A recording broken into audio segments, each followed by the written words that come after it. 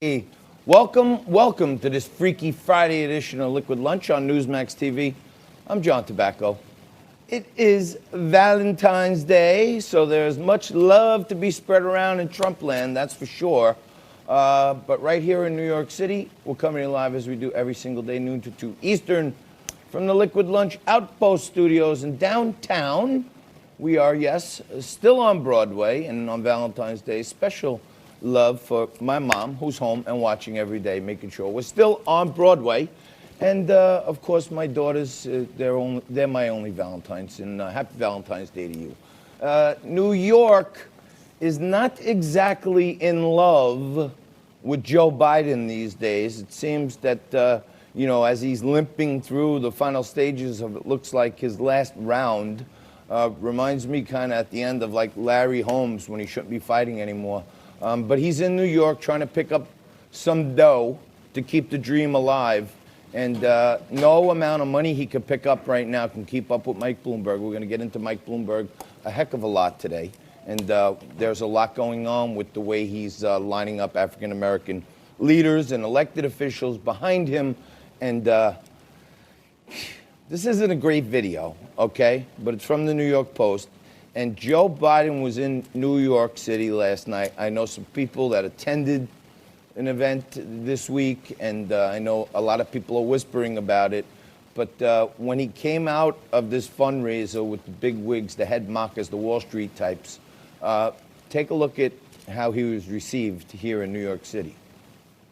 Drop out Joe! Drop out Joe! Drop out Joe! Skip Nevada! Skip South Carolina! Go home early! Drop out Joe! Drop out Joe! Drop out Joe! Drop out Joe! Drop out Joe! Other reports were that some people had a protest and they had coffins or caskets outside where they were saying that his campaign was dead. The word on the street is, for people who are here in New York City and in the Wall Street hedge fund crowd, that many of the people that are attending the Biden fundraisers committed to these in their last contributions, because they committed to it a while ago for these things.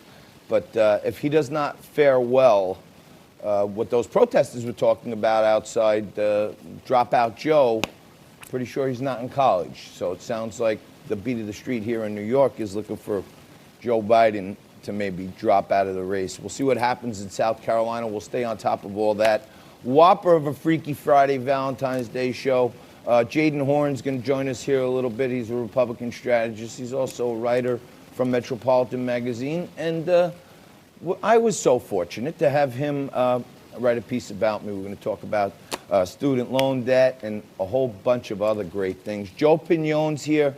Joe's with us often. He's a frequent contributor to Newsmax overall. He's a great guy, Republican strategist, also entrepreneur. And Joe has a very unique perspective on some of the things going on with Mike Bloomberg, some of his remarks about redlining and other remarks about stop and frisk. Joe will bring us that very unique perspective. And Vera Gibbons joins us once again. She's been with us before. She's the founder and editor of Non-Political News. She's quite the trip. Make sure you hang around for Vera because she is fun. And then at the top of the hour, Gerald Celente joins us. He is one of the great forecasters of modern history.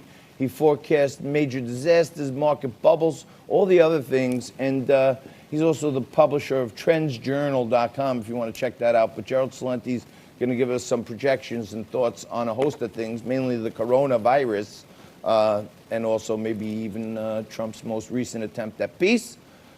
Tim Collins joins us, great friend of the show, Democrat through and through. Joined us about a month back and said he was 100% behind Biden.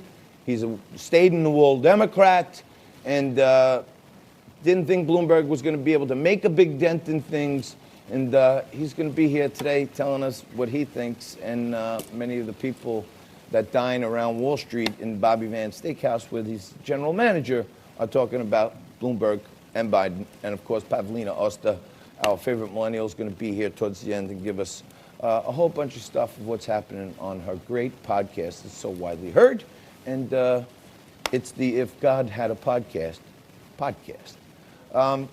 When we come into the show every day, I try to give like my 2 cents on things. Then I usually throw it over to Frankie. You may have noticed that Frankie's not heard from today. He is at home. He had eye surgery. And I want to wish my pal, if he's watching or at least listening, because I hear he's sitting there like Captain Hook with a patch on his eye or something. He can't see.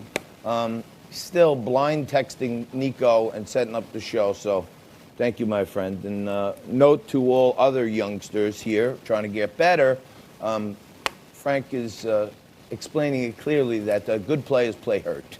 So, and he's a top-notch player, and we can't wait to have you back, pal. We can't wait to have you back because on Monday, Frankie will be back. The whole team will be back in action. But tomorrow, don't forget, you know, for the last couple months on Saturday, we're filling in that slot of the day at 5 p.m. with the best shots of Liquid Lunch.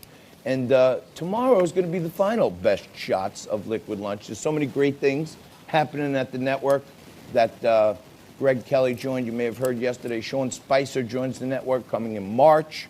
And Johnny Bachman, of course, he's still there. Newsmax Now, John Cardillo. So many talents, so little time, but you're going to be amazed by how the whole network's upgrading. And we had fun doing it, letting you behind the scenes a little bit in the best shots of Liquid Lunch, the best interviews from the week in case you missed it. You can always check it out on Newsmax.com. The archives are there.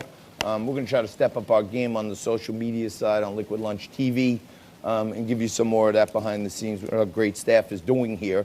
But try to tune in. It's not just the best shots of this week. Liquid Lunch has been on for 9 months now.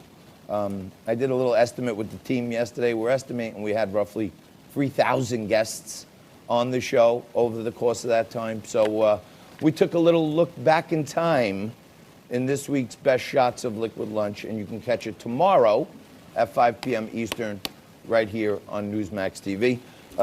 Before us every day is American Agenda. Right after us is National Report. That's news team Val Similoni and Bob Sellers. So make sure you stay tuned after that. We're going to take a quick break right now. And Jaden Horn is getting ready over in the salon area. And he's going to be here as a wonderful Valentine for any ladies out there.